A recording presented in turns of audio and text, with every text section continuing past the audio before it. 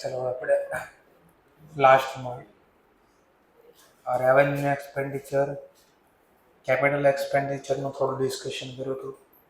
Just રફલી તો બોલી દો પાછું. કોઈ પણ એસેટ ધંધામાં અંદર આવે નહીં ત્યાં સુધીનો જે એક્સપેન્સ થાય ત્યારે રીઝનમાં કયો વર્ડ યુઝ કરવાનો? Acquire capital asset. ચલો ત્યાર પછી ખરીદીને ધંધામાં આવી જાય પણ હજી વાપરવાની ચાલુ નથી થઈ, put to use, ready to use, ત્યારે ખર્ચો થાય ત્યારે શું લખવાનું? તો put to use or ready to use. એના માટે આ ખર્ચો કર્યો છે. એકવાર મિલકત આવી ગઈ, વાપરવાનું ચાલુ થઈ ગયું, પછી ખર્ચો કર્યો સબસિક્વન્ટલી, તો પછી કયો યુઝ કરવાનો વર્ડ? તો કોસ્ટ ઘટાડવા માટે, એફિશિયન્સી વધારવા માટે અથવા પ્રોફિટ વધારવા, આવો વર્ડ યુઝ કરવાનો. પણ માની લો સમજવા માટે, ખર્ચો તો કરે મિલકત આવ્યા પછી, પણ ઓલા બી થી લઈને એફ સુધીનો કોઈ લાભ નથી મળતો, તો પછી ખર્ચો કેવો બની જશે? રેવન્યુ. અને રીઝનમાં ન્યાઓ લખવાનો મેન્ટેન કેપિટલ એસેટ. તો 4 ભાગ સમજાઈ ગયા. તો આટલું ધ્યાન રાખીને આપણે ક્વેશ્ચન સોલ્વ કરવાના. ચલો હવે જોઈએ. વચ્ચે એકાદ નામ આવું એવું તો એમાં ડિફર્ડ રેવન્યુ એક્સપેન્ડિચર, જેમ કે VRS માં આવ્યું તો આ. ચલો એ સમજીએ શું હોય. બેઝિક આ ખર્ચો રેવન્યુ જ છે. બેઝિક આ ખર્ચો કેવો છે? રેવન્યુ. પણ એનું નવું એક નામ પડ્યું ડિફર્ડ રેવન્યુ એક્સપેન્ડિચર. ડિફર્ડ નો મતલબ શું થાય? પોસ્ટપોન્ડ કરવું, પાછું ધકેલી દેવું. ટૂંકમાં આ વર્ષે બધું નહીં લખવાનું, થોડું નેક્સ્ટ યર માટે રાખવાનું, થોડું આ વર્ષ માટે રાખવાનું. અને પોસ્ટપોન્ડ કર્યું કહેવાય, ડિફર્ડ કર્યું કહેવાય. તો છે શું? આમાં જનરલી એક જ નામ મોટા ભાગે આવશે. એક જ નામ મોટા ભાગે, જનરલી એક જ નામ, એડવર્ટાઇઝમેન્ટ. એટલે હું એડવર્ટાઇઝમેન્ટ એટલે કેવી જાહેરાત એ કહી દો. નોર્મલ જાહેરાત ને હેવી કેમ્પેનિંગ ચલાવ્યું હોય. શું કર્યું હોય? હેવી કેમ્પેનિંગ ચલાવ્યું. ક્વેશ્ચન થાય એટલે હું હેવી કેમ્પેનિંગ એટલે જ્યારે કોઈ પ્રોડક્ટ આપણે માર્કેટમાં એકદમ નવી લાવ્યા અથવા આપણે ધંધા માર્કેટમાં હતા જ નહીં, પહેલી વાર લાવી છે માર્કેટમાં પ્રોડક્ટ. જેમ કે પહેલા આપણે ઇન્ડિયામાં એપલના ફોન મળતા નહોતા, તો પહેલી વાર એપલ જ્યારે ઇન્ડિયામાં પ્રોડક્ટ વેચે તો બહુ મોટી એડવર્ટાઇઝ કરે, હેવી એડવર્ટાઇઝ કરે. એને કેમ્પેનિંગ ચલાવ્યું કહેવાય. શું કર્યું કહેવાય? કેમ્પેન. બહુ મોટી જાહેરાત કરે, આખા ઇન્ડિયામાં પહોંચાડવાની વાત છે. તો બોલો, ખર્ચો તો બહુ મોટો કરી નાખ્યો. હજી વસ્તુ તો વેચાતી નથી. વસ્તુ વેચવા માટે એડવર્ટાઇઝ કરવી છે ને, તો હજી વસ્તુ તો વેચી નથી ને એની પહેલા કરોડો રૂપિયાનો ખર્ચો કરી નાખ્યો. તો જાહેરાતનો ખર્ચો આપણે ક્યાં લખીએ? વાર્ષિક હિસાબ યાદ કરો, 11-12 માં ક્યાં લખતા? P&L માં ડેબિટ બાજુ. વેચાણ ક્યાં લખીએ? હા, તો એનો મતલબ હજી વેચાણ તો થયું નથી, પણ ખર્ચો હું કરોડોનો લખી નાખું તો હેવી લોસ આવે. ધંધામાં શું આવે? Heavy loss. એટલે ગવર્મેન્ટે પરમિશન આપી, ESA પરમિશન આપી. શું પરમિશન આપી? કે જ્યારે બહુ મોટો તમે એડવર્ટાઇઝનો ખર્ચો કરો તો એ બધો ખર્ચો એક હારે P&L માં ન લખો. એને તમે લાઈક ભાડા પટ્ટાના મકાનમાં કેમ કરતા એમ લખો. ભાડા પટ્ટાનું મકાન ક્યાં લખતા? બેલેન્સ શીટમાં એસેટ છે. પછી તમને કીધું કેટલા વર્ષમાં માંડી વાળો? 5 વર્ષ, 10 વર્ષ એવું લખતા, ખબર? 20 વર્ષ. તો માની લો 10 વર્ષમાં માંડી વાળા એવું લખ્યું હોય તો તમે શું કરતા? પછી માની લો સમજવા માટે, ભાડા પટ્ટાનું મકાન 5 લાખનું છે, અનુકૂળ 10 વર્ષમાં માંડી વાળવાના છે, તો 5 લાખને તમે ડિવાઈડ કરતા 10 વડે, તો જવાબ તમારો આવ્યો 50,000. આ 50,000 નું શું કરતા? માંડીવાળમાં શું કરતા? પણ 50,000 P&L માં ડેબિટ કરતા અને નીચે બેલેન્સ શીટમાં ભાડા પટ્ટાના મકાનમાંથી 50,000 લેસ કરતા. સેમ પ્રોસેસ અહીંયા કરવાની. તો બધો ખર્ચો એડવર્ટાઇઝનો આપણે P&L માં નહીં લખવી.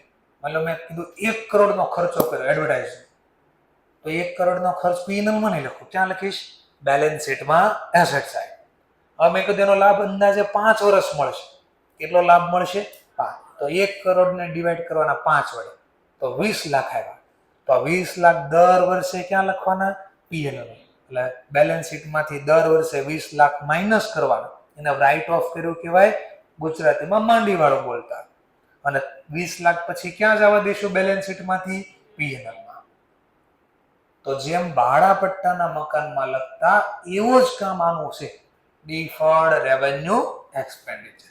સર ફરક શું છે? હવે ઓર સમજીએ. જીઓનું કાર્ડ આવે તો ખબર છે ને, મોબાઈલમાં જીઓનું કાર્ડ આવે. જીઓ કંપનીને તમે શા માટે ઓળખો છો? જીઓ કંપનીને કઈ ઓળખવાનું અથવા એરટેલ કંપનીને ઓળખવાનું કઈ કારણ? તમને કેમ ખબર જીઓ કંપની હતી એમ? અથવા તમે એના કાર્ડ ખરીદવાનું કઈ કારણ? તમે એને ઓળખવાનું કારણ જાહેરાત. પણ કઈ જાહેરાત ખબર છે? 2017ની જાહેરાત. 1 વર્ષ માટે ફ્રી તમને કાર્ડ વાપરવા આપ્યું. 1 વર્ષ. વિચારો, 1 વર્ષની આવક એને તમને મફત આપી.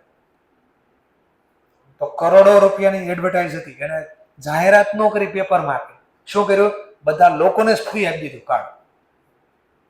જાહેરાત કરી તો પૈસા જ જાય ને. અને તમને વાપરવા આપે કાર્ડ ને પૈસા ન લે તો એ થાય તો નુકસાન જ ને બે કેસમાં. તો તમે શા માટે એરટેલ જીઓ, ખાસ જીઓને શા માટે ઓળખો છો? કારણ કે એને 1 વર્ષ હેવી એડવર્ટાઇઝ કરી. જ્યારે પહેલી વાર માર્કેટમાં આવ્યું 2016-17 ત્યારે. તો એને બોલો, તો આખો વર્ષ તમે કાર્ડ વાપરો, રૂપિયા તો એને લીધા નહીં, તો આવક એની કેટલી? વેચાણ કેટલું?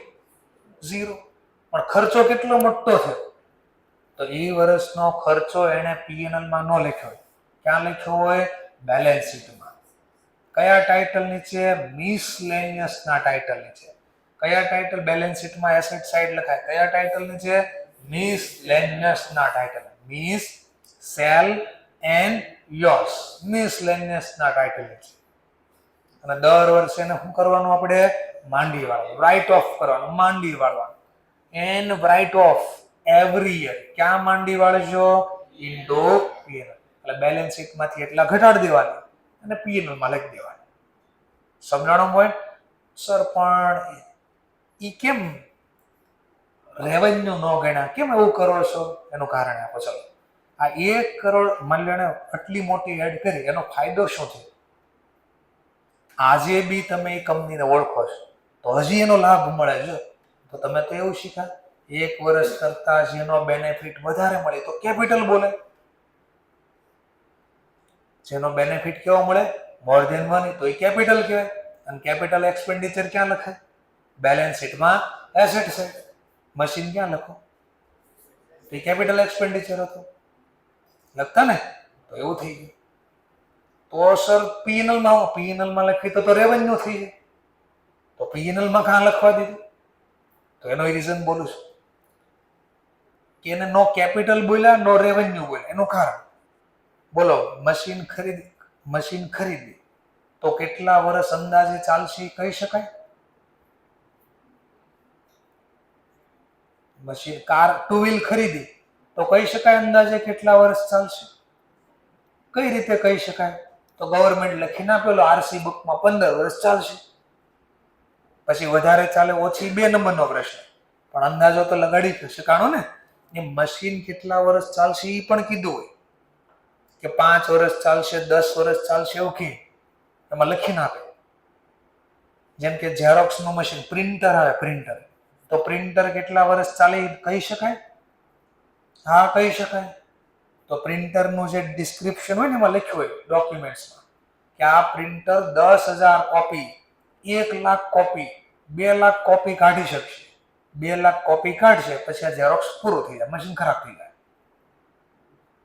તો ખબર પડી ગઈ કેટલો સમય હાલશે, એટલો ખબર પડી ગઈ આપણને. તો એસ્ટિમેટ લગાડે છે. પણ હવે ધ્યાનથી બોલો. બોલો, મેં 1 કરોડની મશીન ખરીદ્યું 1 કરોડ, તો મને 5 વર્ષ લાભ મળે કન્ફર્મ હતું. પણ 1 કરોડની હું એડવર્ટાઇઝ કરું તો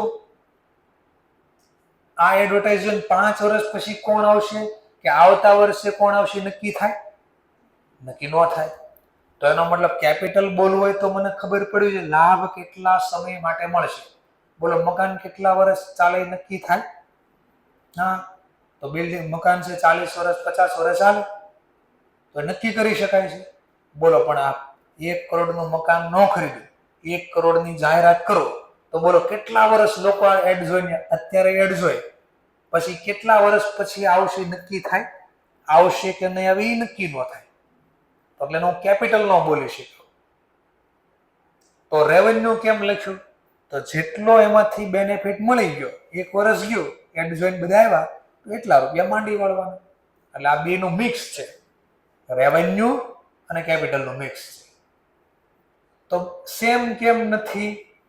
તો બોલું સાંભળ્યો, અહીંયા લખ્યું કે આ કેમ રેવન્યુ નો બોલ્યા, કેમ કેપિટલ નો બોલ્યા? એનું કારણ કે આ ખર્ચનો બેનિફિટ મોર દેન 1 યર મળશે, બટ કેટલો ટાઈમ, કેટલો સમય, એન્ડ હાઉ મચ, અમાઉન્ટ કેટલા રૂપિયા, ઇઝ નોટ સર્ટેન. સર્ટેન એટલે નક્કી કરી જાય, ચોક્કસ કેટલા રૂપિયા કે કેટલો સમય એનો લાભ મળશે એ નક્કી કરી શકાતું નથી. નક્કી જ ન થાય તો એને કેપિટલ ન બોલી શકાણું. જેટલો લાભ મળશે એટલું રેવન્યુ ગણશે, નહીં લાભ મળે તો કેપિટલ તરીકે લખ્યા કરીશ. ક્યાં દેખાડશો? અને બેલેન્સ શીટમાં. બેલેન્સ શીટમાં ક્યાં, કયા ટાઇટલ નીચે? અને એને દર વર્ષે શું કરવાનું? Write off. ક્યાં રાઇટ ઓફ? હવે આ શું છે? આ શોર્ટમાં નામ છે DRE, ડિફર્ડ રેવન્યુ એક્સપેન્સ. આનો મતલબ શું થાય? Not equal to. એટલે આ બે સરખા નથી, બે અલગ અલગ છે. શું છે આ? જોજો હમણાં આ કેમ લખાય ખબર પડી ને? ફરીથી જો ને, આ કેમ લખાય? આ ક્યાં લખાય? આ ખર્ચો ક્યાં લખાય? બેલેન્સ શીટમાં એસેટ છે. અને બીજી અસર ક્યાં આપવાની? પીએલ. આવું જ થાય ને? પક્કો ને? હવે જોજો, પ્રીપેડ એક્સપેન્સ. ગુજરાતીમાં એને તમે શું કહેતા? તો યાદ કરો, આ ક્યાં લખતા? કઈ રીતે લખતા? એક અસર પીએલ માં આપતા, એક અસર ક્યાં આપતા? તો આ તો એના જેવું જ કીધું, આને એવું જ કીધું. એક બેલેન્સ શીટમાં લખે, એક પીએનએલ માં લખે. પણ આ બે કેમ એક નથી? લખવાની સિસ્ટમ તો બે માં હરખી છે, પણ આ બે એક કેમ નથી? તેનું કારણ આમાં કેટલો લાભ, કેટલા સમય અને કેટલા રૂપિયા ફિક્સ હોય, પણ આમાં એ ફિક્સ હોતું નથી. જેમ કે સર એકાદો ડેમો આપો. માની લો મેં એક મકાન ભાડે રાખ્યું, મહિનાનો 10,000 ભાડું છે. મહિનાના કેટલું ભાડું છે? હવે મેં માની લો સમજવા માટે એને મેં 1.5 લાખ રૂપિયા આપ્યું. ભાડા કેટલું આપ્યું? તો કેટલો સમય વાપરવા મળશે? મહિનાના 10,000. મેં 1.5 લાખ રૂપિયા ચૂકવ્યા. એમ ન ખબર પડે, મહિનાના 10,000 તો 12 મહિનાના કેટલા? 1,20,000. મેં ચૂકવ્યા કેટલા? તો આ વર્ષના તો 1,20,000 ચૂકવ્યા. વધારે કેટલા ચૂકવ્યા? તો 3 મહિનાના કેટલા થાય? તો આ 30,000 રૂપિયાનો મને શું લાભ મળશે એ ખબર પડી ગઈ? હા. તો રૂપિયા ફિક્સ થઈ ગયા 30,000 અગાઉથી ચૂકવેલા. કેટલો સમય આવતા મહિને આનો લાભ મળશે? 3 મહિના. તો આ બે ફિક્સ છે. આમાં બે નક્કી હોય, કેટલો સમય લાભ મળશે અને કેટલા રૂપિયાનો લાભ મળશે. એ શેમાં ફિક્સ હોય? Prepaid expense. પણ આમાં એ નક્કી થતું એટલે ભલે લખવાની સિસ્ટમ બેમાં સેમ રહે, બેલેન્સ શીટ અને પીએનએલ, પણ બેનો મતલબ એક થતો નથી. એ માનો નામ કીધું, DRE not equal to accumulated loss. બોલો, આ બી કાંઈ એક નથી. વિચારો પાછો. પણ આ શું છે? પેલા એક્યુમ્યુલેટેડ.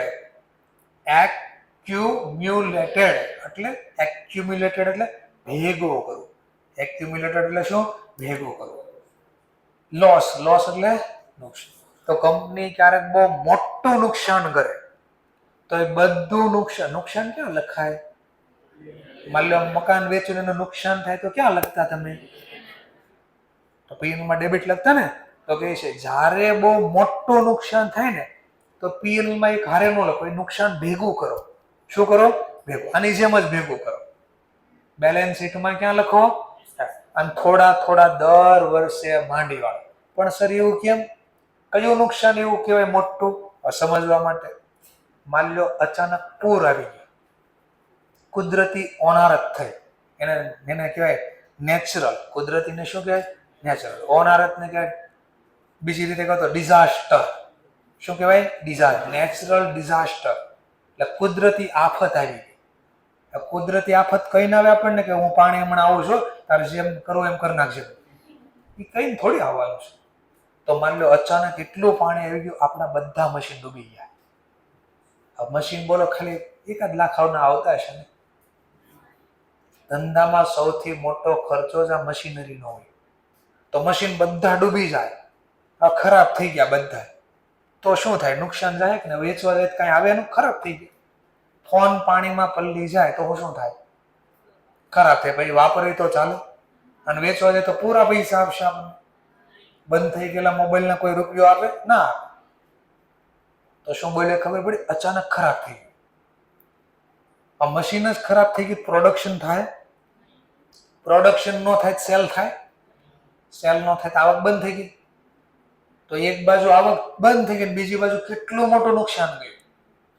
તો એમ કહે છે કે આ અચાનક થયેલું નુકસાન જે છે, કુદરતી આફતના કારણે જે નુકસાન છે, એ નુકસાન આજે બધું એક હારે પીનમાં ન લખો. એને ક્યાં ભેગું કરો? ભેગું કરવું એને એક્યુમેટેડ. ક્યાં ભેગું કરજો? બેલેન્સ શીટમાં. પછી એનું દર વર્ષે શું કરજો? આની જેમ માંડી વાળજો. ક્યાં માંડી વાળજો? તો પાછા આને જેવું જ થઈ ગયું. તો બે એક કહેવાય? એક સરખું તો લખ્યું, તો કેમ બે એક નથી? એનું કારણ પાછું બોલો. હવે નુકસાન થયું, આનો કોઈ ભવિષ્યમાં લાભ મળવાનો છે? પણ આમાં માની લો 2 કરોડનું મશીન બળી ન ગયું, આ પાણીમાં ડૂબી ન ગયું હોત, અને મેં 2 કરોડની એડ કરી હોત તો બે કેસમાં તો 2 કરોડ જ જાય ને. ડૂબી ગયા તોય 2 કરોડ ગયા, અથવા 2 કરોડની એડ કરી તો ગયા તો 2 કરોડ. પણ ફરક શું છે 2 કરોડમાં? જે ડૂબી ગયું એનો ભવિષ્યમાં કઈ લાભ મળશે નહીં, પણ એડ કરી તો લાભ મળશે, પણ કેટલોય નક્કી નથી. એટલે કે આ બધામાં લખવાની ટેકનિક તો સેમ છે, થોડા બેલેન્સ શીટમાં, થોડા પીએનમાં, પણ આ બધા એક નથી. કઈ રીતે એક નથી? તો આ રીતે કે સમય અને અમાઉન્ટ એ ફિક્સ હોતી નથી. એટલા માટે તો આવું નુકસાન. તો જેમ કે ઓલું VRS આવ્યું હતું, ચલો VRS આવ્યું તો એમાં શું કર્યું હતું આપણે? બહુ બધા રૂપિયા એક હારે જે રિટાયર થાય ને સ્વેચ્છે કે ના આપ્યા. બોલો ભવિષ્યમાં કઈ કામ કરવાનું છે? તો ભવિષ્યમાં કઈ લાભ મળશે નહીં. પણ આજે મેં બહુ બધા ચૂક્યા તો કેટલું મોટું નુકસાન ગયું. તો હમણાં મેં કીધું જે બહુ મોટું નુકસાન થાય એ એક હારે ક્યાં ન લખવાનું? પીએનમાં. તો એનું શું કરવાનું? બેલેન્સ શીટમાં લખવાનું. દર વર્ષે શું કરવાના? માંડ. તો ઓલા VRS વાળા ટોપિકમાં એવું લખ્યું હતું. હવે એ વાંચો ને તો થોડું સમજાય રીઝનમાં શું કહે છે. ક્લિયર થોડુંક? ચલો, તો આ તો તમારું ડિફર્ડ રેવન્યુ એક્સપેન્ડિચર. હવે છેલ્લો પોઈન્ટ બાકી રહ્યો જોઈ લઈએ. ચલો છેલ્લો પોઈન્ટ ડિસ્કશન કરી લઈએ.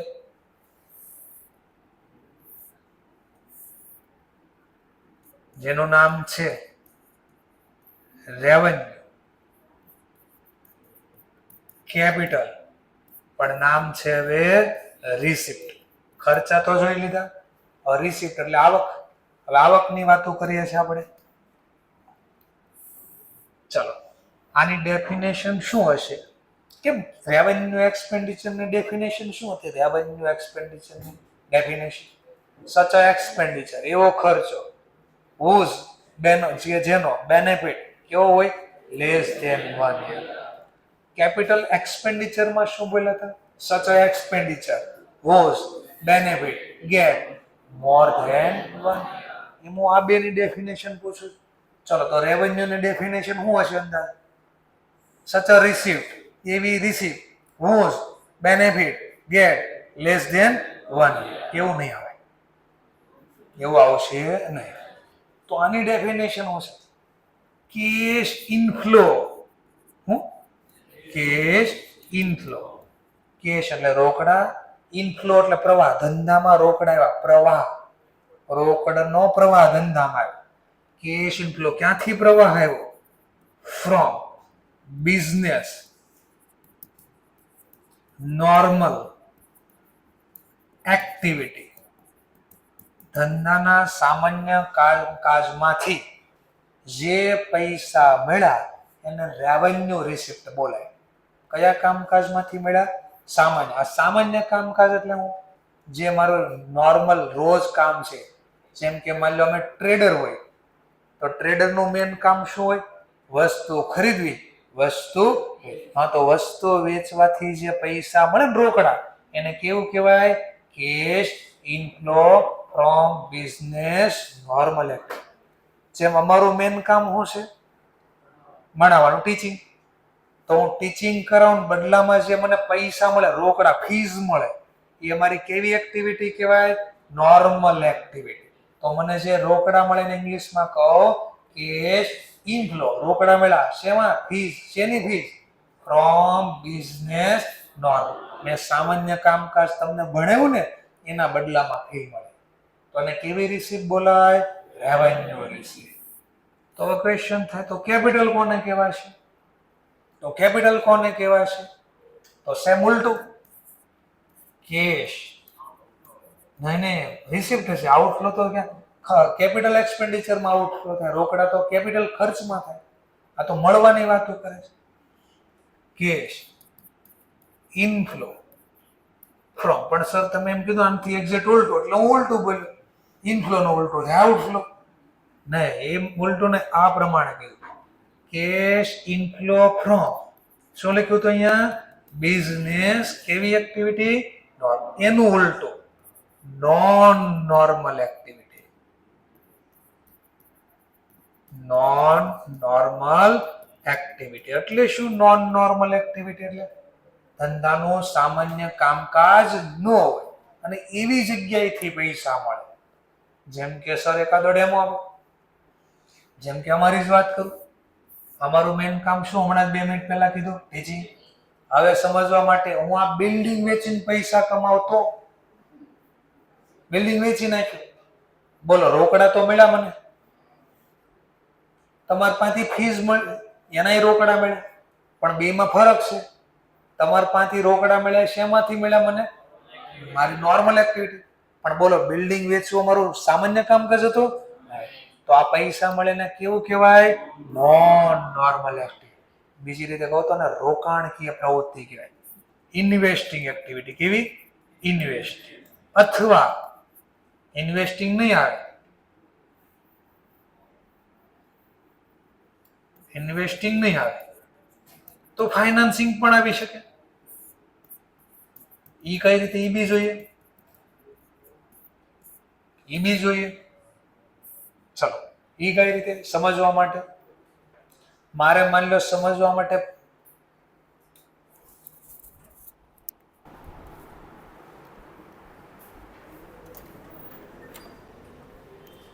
હવે સર શું કીધું?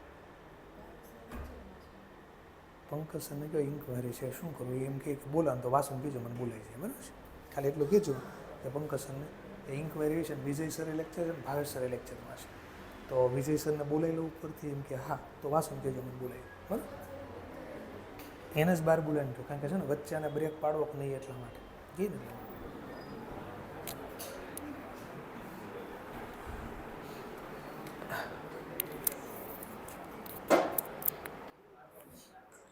ચલો, સમજવા માટે, મારે વચ્ચે અચાનક પૈસાની જરૂર પડે તો મારે પૈસાની જરૂરિયાત પૂરી કરીશ તો હું સડનલી તમને રિક્વેસ્ટ કરું, ભાઈ મારે અચાનક પૈસાની જરૂર પડે, ફીસ બાકી હોય તો મને આપી દો. તો માની લો તમે મને ફીસ આપી, પૈસા મળી ગયા. તમે કીધું નહીં, અમારે પાસે પણ અત્યારે તકલીફ છે સર, ફીસ માંગો અમારી પાસે. ઓકે, ચાલો. તો હવે મારે પૈસા ક્યાંથી લાવવા? બિલ્ડિંગ મારા નામે છે નહીં, હું વેચી તો શકીશ નહીં. હવે શું કરવું? તો બેન્ચીસ વેચવાથી એટલા આવશે નહીં. બેન્ચીસ વેચી નાખો. કામ તો મારા બહુ સારા, થોડું બોલે ને તો ખબર પડી જાય હું બોલે. તો સમજવા માટે હવે શું કરીશ? તો હું બેંકમાં જઈશ અને વ્યાજે રૂપિયા લાવીશ. તો મળ્યા તો પૈસા ને પાછા. વ્યાજે રૂપિયા લાવવા એને કહેવાય ફાઇનાન્સિંગ એક્ટિવિટી. કેવી એક્ટિવિટી કહેવાય? ફાઇનાન્સિંગ. મિલકત વેચી પૈસા જો 3 રીતે મળે છે મને. પૈસા મને 3 રીતે મળે છે. એક તો નોર્મલ ગુડ્સ વેચીને, ટ્રેડર હતો, અમે સર્વિસ પ્રોવાઈડર છીએ તમે વસ્તુ તો વેચતા નથી, પણ શું આપીએ છીએ? સેવા. સેવા આપીને અમને પૈસા મળ્યા, એટલે ફીઝની રીતે મળ્યા. એમ નથી તો મારા નામે જે મિલકત હતી, મારું રોકાણ હતું, એ વેચ્યું. રોકાણ વેચીને પૈસા મળે તો કેવું કહેવાય? ઇન્વેસ્ટ. રોકાણ મારા નામે છે ને, ફીઝ મને મળે નહીં, તો ત્રીજો ઓપ્શન મારા પાસે પૈસા લેવાનો કયો? વ્યાજે રૂપિયા લાવો. વ્યાજે રૂપિયા લાવો તો એને શું કહેવાય? ફાઇનાન્સ. અને ફીઝમાંથી પૈસા મળે તો એ રેવન્યુ કહેવાય, અને એ મારી કહેવાય ઓપરેટિંગ એક્ટિવિટી, મુખ્ય કામકાજ. Operating activity. એક્ટિવિટી પ્રમાણે કહો તો ઓપરેટિંગ, રિસિપ્ટ પ્રમાણે કહો તો રેવન્યુ. એક્ટિવિટી પ્રમાણે કહો તો ઇન્વેસ્ટિંગ કે ફાઇનાન્સ, ડિપેન્ડ્સ ઓન શું વેચીને કઈ રીતે પૈસા આવ્યા.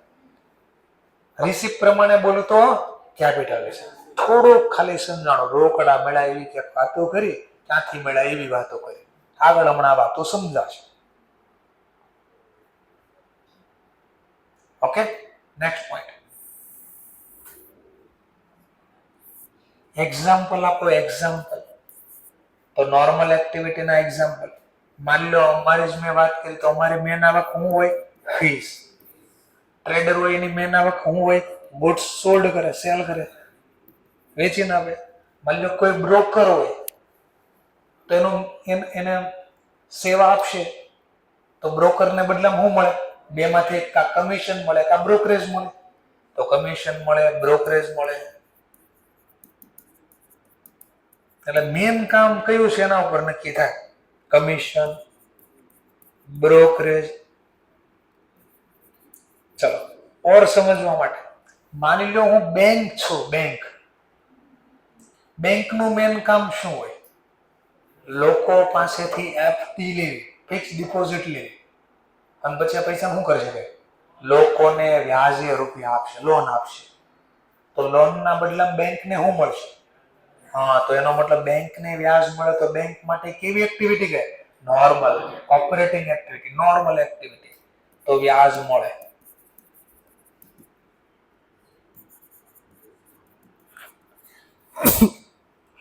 ચલો આટલું ખબર પડી તો આના એક્ઝામ્પલ હતા. તો સર સાદી ભાષામાં સમજાવી શકશો? હા, પણ 2 મિનિટ પહેલા આટલું જોઈએ. આ ટોપિક, બીજો ટોપિક. આમાં એક્ઝામ્પલ શું હોઈ શકે? તો હમણાં જ મેં તમને એક એક્ઝામ્પલ આપ્યું, લોન વ્યાજે રૂપિયા લેવા, અથવા ધંધામાં પૈસાની જરૂરત, ખુદ માલિક ધંધામાં પૈસા આપે તો એને કેપિટલ ઇન્ટ્રોડ્યુસ કર્યું કહેવાય. શું કર્યું કહેવાય? Capital introduce. માલિક ખુદ ધંધાને પૈસા આપે, અંગત પૈસા આપે. અહીંયા ચલો, આની સિવાય કંપની હોય, કંપની, તો એને પૈસાની જરૂરિયાત પૂરી કરવા શું કરે? તો 2 કામ કરી શકે. ડિબેન્ચર બહાર પાડે, બહાર પાડવા એને ઇંગ્લિશમાં કહેવાય ઇશ્યુ કરવું, અથવા શેર બહાર પાડે. શું બહાર પાડે? શેર બહાર પાડે. તમારે આવતું શેર મૂડી નામનું ચેપ્ટર. તો શેર બહાર પાડે, કંપનીને બદલામાં પૈસા મળતા. તો શેર બહાર પાડવા કંપનીનું મેન કામ છે નહીં. તો વ્યાજે લાયક કીધું કે વ્યાજે પૈસા પાછા આપવા પડે કંપની. ચલો, તો ડિબેન્ચર બહાર પાડવા, શેર બહાર પાડવા, કેપિટલ ઇન્ટ્રોડ્યુસ કરવું, લોન લાવીને પૈસા લાવવા, તો બધા મારા કઈ એક્ટિવિટી હતી? Activity financing activity. કેવી હતી? ફાઇનાન્સ. પણ માની લો મેં પૈસા ઓર બીજી રીતે પણ લાવ્યા. કોઈ ફિક્સ એસેટ સોલ્ડ કરી, ફિક્સ એસેટ વેચીને પૈસા લાવ્યો.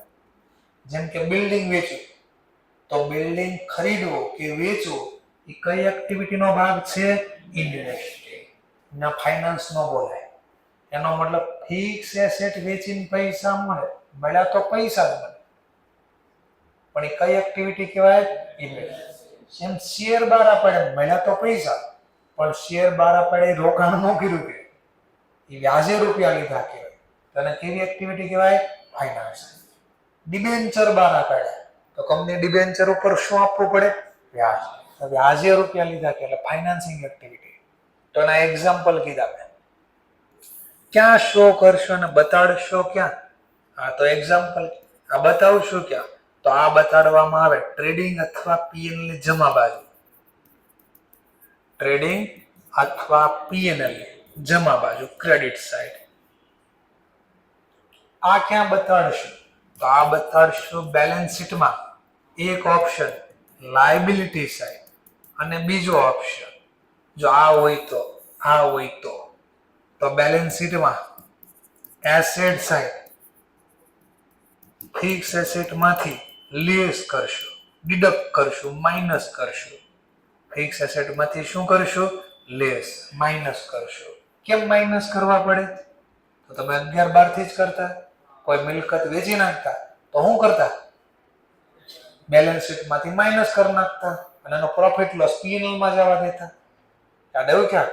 ઓકે. તો જો આટલું હોય તો આ ક્યાં લખવાનું? લોન, કેપિટલ ઇન્ટ્રોડ્યુસ, ડિબેન્ચર બહાર પાડવા, શેર બહાર પાડવા. તો એ ક્યાં લખતા તમે? કારણ કે મારી જવાબદારી હતી. આ પૈસા પાછા આપવા પડે અત્યારે લીધા છે, તેનો ફાઇનાન્સ એક્ટિવિટી. પણ માની લો કોઈ મિલકત વેચીને પૈસા મળે, મિલકત હોય ક્યાં? વેચવી તો પેલા ક્યાંક ચોપડામાં તો હશે ને. તો મિલકત ક્યાં હોય? તો વેચી નાખી શું કરવું પડે? માઇનસ. તો એના એક્ઝામ્પલ જોઈએ આપણે. ચાલો નેક્સ્ટ ટોપિક. આનો પર્પઝ કેવો હશે? આ પૈસા મળે વાપરશું કે આના કયા પર્પઝ માટે વાપરશું? તો આનો પર્પઝ હોય જનરલ પર્પઝ.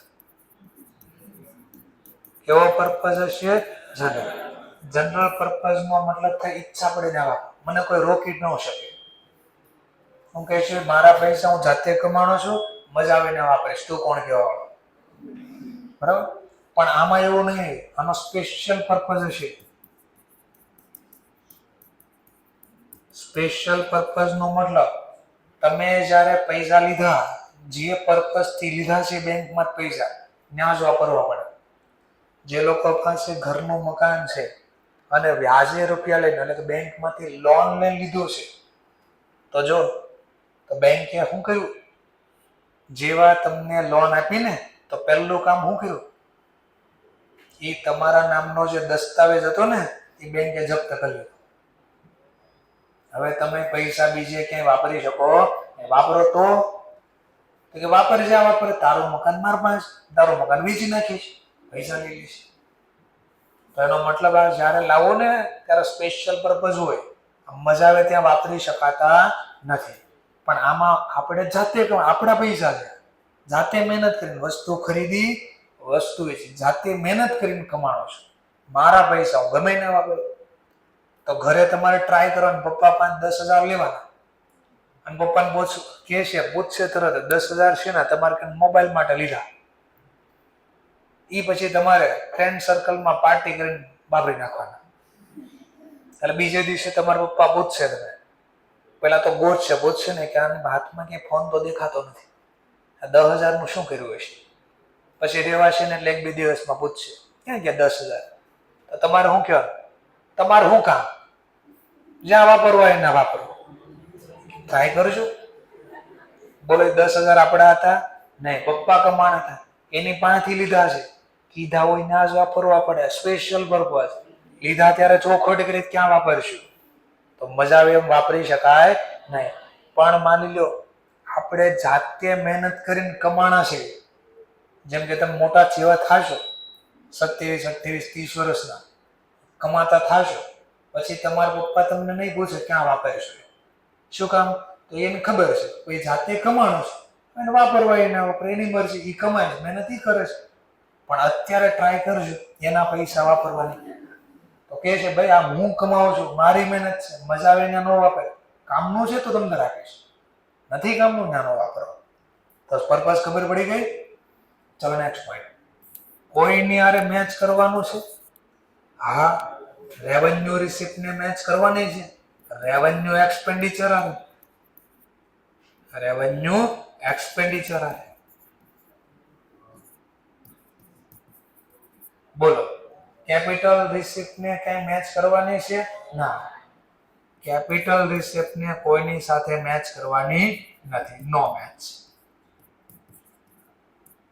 તો આ જે હું બોલું છું બધું આની પછી તમને લખીને આપ્યું હતું.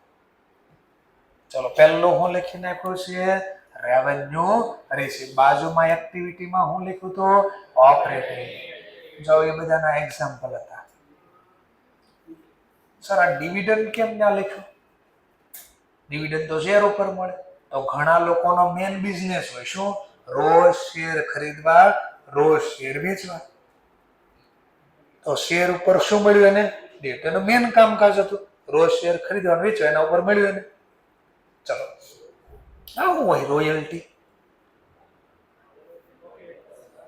ઊંચે લોગ ઊંચી પસંદ, માણિકચંદ, રોયલ લોકો આવે ને, હા, એમાં એડ આવે છે. રોયલ નો મતલબ પૈસા વાળા. તો જે પૈસા વાળા હશે એનું ક્યાં હશે એવું છે. આ સર આ એક અમારે રોયલ ગામ વાળા છે, તો આ એનું વાત થાય છે ને. એ પણ રોયલ્ટી નો મતલબ જે બીજા પાસે નો હોય, આપણી પાસે સ્પેશિયલ પ્રકારનું હોય, અને ઈ વસ્તુ આપણે કોકને વાપરવા આપી અને બદલામાં જે મળે એને રોયલ્ટી કહેવાય. તો સર આપણી પાસે મકાન હોય કોકને વાપરવા આપી તો એને રોયલ્ટી કહેવાય, ભાડું કહેવાય. તો બેમાં ફરક હું? તો આવા મકાન તો બધા પાસે હોય. મેં તો શું કીધું? એવી એસેટ હોય જે સ્પેશિયલ નેચરની, બીજા કોઈ પાસે એવું ન હોય, અને એના બદલામાં મળે ને રોયલ્ટી બોલે. બધા પાસે હોય એવું હોય તો એને રોયલ્ટી નો બોલીને ભાડું બોલે. બોલો હમણાં ગવર્મેન્ટ તાજમહેલ ભાડે આપે અને બદલામાં ગવર્મેન્ટને તાજમહેલનું ભાડું મળે તો એમ કે તાજમહેલનું ભાડું મળ્યું એમ કે નહીં. ના શું બોલે? રોયલ્ટી મળી. હવે સ્પેશિયલ આખા વર્લ્ડમાં એક જ છે. સ્પેશિયલ નેચરનો છે. ગવર્મેન્ટ માની લો નદીમાંથી રેતી કાઢવાનો કોકને અધિકાર આપે તો બદલામાં ગવર્મેન્ટને શું મળશે? ભાડું. તો શું મળશે? રોયલ્ટી. કેમ ને રોયલ્ટી મળે? બોલો, સ્પેશિયલ છે. કેટલા લોકો પાસે નદી હોય ઘરની? નહીં, કોઈ પાસે ન હોય. આ સ્પેશિયલ અધિકાર છે, બીજા કોઈ પાસે આવી વસ્તુ નથી. તો સમજાઈ ગયું ને? સ્પેશિયલ નેચરની વસ્તુ હોય એ આપણે કોકને યુઝ કરવા અને બદલામાં મળે એને શું બોલાય? રોય. તો કોકનો મેન ધંધો હોય કે આપણી પાસે સ્પેશિયલ વસ્તુ બીજાને વાપરવા પણ બદલામાં મળે તો મેન આવક કહેવાય. તો આ શું છે સર? Profit from machine. છો આ તમારું બહુ સારું. મેં કીધું શું થયું? મશીન વેચ્યું તો કે અહીંયા લખો કેપિટલમાં, પણ એ મિલકતનો નફો છે ને તે કે અહીંયા લખો. કેમ એવું? હવે ચાલો, હવે મિલકત વેચવાથી જે રોકડા આવ્યા, એ તો મારે રોકડા એ મારે કેવી કહેવાય? કેપિટલ છે. પણ માની લો એ વસ્તુ વેચવાથી જે નફો છે, બોલો ભવિષ્યમાં એમાં કોઈ લાભ મળવાનો છે? જે કઈ લાભ મળો ને આજે મળી ગયો તો આપણે તો ખબર છે ને, જે લાભ એક જ વર્ષની અંદર પૂરો થઈ જાય એને કયા નામથી લખાય? રેવન્યુ. તો રેવન્યુ છે. એમ ન ખબર પડી સર મને કાંઈ, ચલો આની જર્નલ લખ્યો દેખાય. 1.5 લાખનું મશીન, ચોપડે કિંમત કેટલી? 1.5 લાખ, અને મેં એને વેચી 1,60,000. કેટલા વેચી? 1,60,000. શું જર્નલ લખીશ? તો કે કેશ એકાઉન્ટ ડેબિટ. રોકડા કેટલા મળ્યા? 1,60,000. મશીન ધંધામાંથી ગયું, મશીન જાય તો જ વોટ ગોઝ આઉટ ક્રેડિટ. બોલો કેટલાનું મશીન હતું? કેટલા વધારે આવ્યા? 1.5 લાખનું મશીન 1,60,000 વેચ્યું તો 10,000 તમે નફો પીએનએલમાં ન લખતા? આ તો એ જ સેન્ટેન્સ છે. ફરીથી કોને બોલતા કેપિટલ રિસીપ્ટ? કોને બોલતા કેપિટલ રિસીપ્ટ? શું? Cash inflow. આ રોકડા જે મળે ને મિલકત વેચવાથી, આને કેપિટલ રિસીપ્ટ કહેવાય. અને વેચવાથી જે નફો છે ને, નફો, એને કેવી રિસીપ્ટ કહેવાય? Revenue receipt. કારણ કે ભવિષ્યમાંનો કોઈ હવે લાભ મળવાનો, પણ આનો લાભ ભવિષ્યમાં મળશે. શું લાભ મળશે? કેશ ને ક્યાંક વાપરીશ, ગમે ને ત્યાં વાપરીશ, કોકને ભાડું ચૂકવવામાં, લાઇટ બિલ ચૂકવવામાં, અથવા પાછું મશીન ખરીદીશ. તો પાછો લાભ મને મળશે, અને આમાંથી હવે કાંઈ લાભ મળવાનો નથી. મશીન જ વહી ગયું, શું લાભ? એટલે આને રેવન્યુ બોલ્યા, આને બોલ્યા કેપિટલ. થોડું થોડું સમજાણું. હવે વિચારો, આપણે જે લખતા હતા એના કેવા કેવા મતલબ હતા. આપણે લખ્યા પણ એના મતલબ જો કેવા કેવા નીકળે છે. આપણે ખાલી છાપ્યું હતું. ક્યાં દેખાડશું? ક્યાં દેખાડશું? Credit side. કોની ક્રેડિટ સાઇડ? ટ્રેડિંગ કે પીએન. કેવા નેચર નું હોય તો વાંચો, વિચારો. આપણે જે બુટ સોલ્ડ કરવી એ દરરોજ કરવી કે નહીં? બુટ સોલ્ડ કે વર્ષમાં 1000 વેચી પછી આરામ કરીએ, એ આરામ કા મામલા હે. બોલો આવે ને લક્ષ કોજી, આરામ કા મામલા. પછી આખો વર્ષ આરામ કરવાનો નહીં ભાઈ, દરરોજ વેચવાનું છે. નેચરલ છે. મેચિંગ, ધ્યાન રાખવાનું, થોડું બોલવાનું. મેચિંગ, આમાંથી સીધી ચોથી લાઈન માંથી બોલ્યો છે કાલે. મેચિંગ, આઈ થિંક આ કઈ નહીં, પછી વાત આપણે જોઈશું. મેચિંગ, કોઈની સાથે મેચ કરશું? હા કે ના? જો રેવન્યુ રિસીપ્ટ, કોઈની સાથે મેચ કરશું? હા. કોની સાથે? Revenue expenditure. તો જ ખબર પડે ને બેનિફિટ મળે છે. ચલો, પર્પઝ કેવો હશે આપણો? General purpose. કેવો પર્પઝ હશે? General purpose. વેચીને હું જાતે કમાણો, મજા આવે ત્યાં વાપરી શકું. બોલો, તમે મને ફી આપવા હો ત્યારે કહો છો સર અહીંયા જ વાપરજો, નકર તમારું જોઈ જશે. કહો છો એવું? કેમ નથી કહેતા? કેમ નથી કહેતા? ફીસ તો તમે મને આપો છો. હવે ફીસ તમે મફત થોડી આપી છે, મેં મહેનત કરી છે, તમને સર્વિસ આપી, એના બદલામાં મેં લીધા છે. આ મારા પૈસા છે, તો મજા આવીને વાપરો. તમે મને ના કહી શકો હા, પણ તમે મને લોન આપી હોય તો લોન આપતા પહેલા 2 વાર પૂછો ક્યાં વાપરવાના છે. હું કહી તમારું શું કામ? તો નથી દેવા. તમે કહી શકો મારા પૈસા છે, ક્યાં વાપરો એ તો મને પૂછવાનો અધિકાર છે. ઓકે. Capital receipt. કેપિટલ રિસિપ્ટમાં શું કીધું બાજુમાં? Financing activity. અહીંયા પાછું નીચે લખી જોશો ઇન્વેસ્ટિંગ. તો કઈ રીતે મળે એના ઉપર ડિપેન્ડ્સ છે.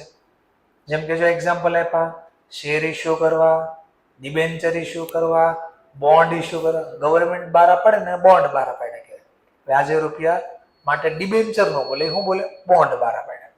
લોન મળી તો આટલું જ હતું ને, શેર, ડિબેન્ચર, બોન્ડ ને લોન. એમાંથી જે પૈસા મળે તો કઈ એક્ટિવિટી? ફાઇનાન્સ. પણ હવે જો હું લખ્યું મશીન, તો મશીન વેચી ફાઇનાન્સ એક્ટિવિટી નો કહેવાય. એ કેવું? રોકાણ વેચ્યું કે એને ઇન્વેસ્ટિંગ એક્ટિવિટી કહેવાય. ક્યાં દેખાડશું? બેલેન્સ શીટમાં લાયબિલિટી સાઇડ, અથવા બેલેન્સ શીટમાં લાયબિલિટી, અથવા એસેટ સાઇડ. ફિક્સ એસેટ માંથી શું કરજો? લેસ બોલો, સબટ્રેક્ટ બોલો, માઇનસ બોલો. તો લખ્યું showing the balance sheet side, એમાં લાયબિલિટી, અથવા તો asset side is A subtract. Subtract એટલે બાદ કરો, લેસ કરો, માઇનસ કરો. ક્યાંથી? From fix asset. કોઈની સાથે મેચ કરવાનો છે? ના, કોઈની સાથે મેચ નથી કરવાનો. કેવા નેચરની હશે? Non recurring. કેમ નોન રિકરિંગ? બોલો, તમારા પપ્પાએ આટલા વર્ષની લાઈફમાં કેટલી વાર લોન લીધી? 10-15 વાર તો લોન લીધી જ હશે. એક વાર લોન લઈને તો 20 વર્ષ વયા જાય. 20 વર્ષની લોન હોય એનો મતલબ આપણે 20 વર્ષ માટે કોકના ગુલામ બની ગયા. કોના ગુલામ બની ગયા? બેંકના. 20 વર્ષ માટે સવારમાં 7 વાગે જાગી દોડવા જ મળ્યું, માથું નીચે નાખી, રાતે 8 વાગે ઘરે આવી. કોના માટે? આ બેંક માટે. નો પૈસા ભરું ને મકાન લઈ જાય. તો એનો મતલબ 20 વર્ષ માટે આપણે ગુલામ બની. અને હજી તમે તો ઓર ગુલામ બનવાના જો સીએ નો બન્યા તો. મોંઘવારી જ એટલી બધી જાય, ક્યાં જવાના? દોડવા જ મળવાનું. આ કેપિટલિઝમ પ્રકાર આવતા ને, સોશિયલિઝમ. આપણું ઇન્ડિયા કેવું કહેવાય? કેવું?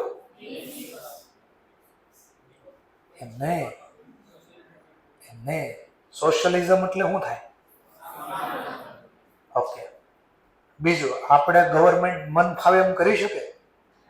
એને કાયદા પ્રમાણે હાલવું પડે. ગવર્મેન્ટ બંધાય. પણ ચાઇનામાં એવું છે નહીં. ચાઇનામાં એનો જે મેન માલિક છે, જેમ આપણે નરેન્દ્ર મોદી છે, એમને જિનપિંગ એવું એક નામ છે. તો એ કે એમ જ થાય. એ કાલે ઉઠીને એમ કે ભાઈ તને ફાંસીની સજા તો ગયા આપણે, એમાં કાંઈ ઓબ્જેક્શન ન આવે. એક ઓલા ઊંઘ ક્યાંક છે સાઉથ કોરિયાનો ક્યાંક, હા કિમ ઊંઘ જોંગ એવું ક્યાંક નામ છે ભાઈ, તો એ ક્યાંક ગયા તો ગયા, એમાં કોઈ કાંઈ ન આવે. તો એના કેપિટલાઇઝેશન હોય ને હોય મૂડીવાદ કહેવાય. કેવું કહેવાય? મૂડીવાદ.